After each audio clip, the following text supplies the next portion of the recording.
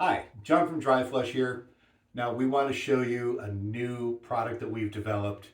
It is our Blackwater Conversion Kit, and this kit allows you to go off and quickly and easily remove your Blackwater head from your RV and allows you to go off and mount our toilet in its place over the flange that's existing in the floor quickly and easily. So we'll show you how to do that. So when you remove the head unit, you're going to see you have a flange in there that looks something like this. All right. Now the first thing that we'll do is take our kit, and it's the mounting plate here has all the brackets pre-installed. Now it goes over the top. This is just a mock-up, obviously, but it goes over the top of the flange, and you can see it has room to move around. All right. So that goes down, glue it and screw it, mount it to your floor, good and secure. Okay.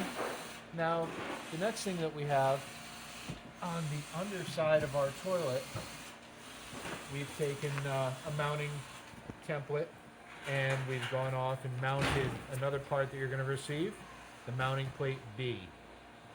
This here is the battery keeper plate.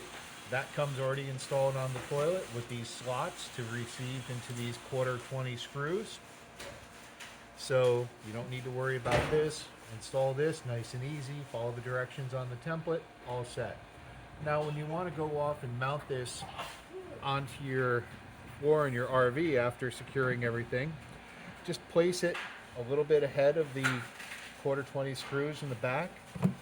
Slide it in.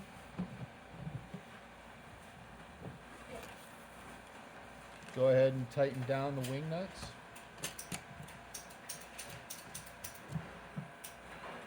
And now that is securely mounted to the plate, and you are ready to go.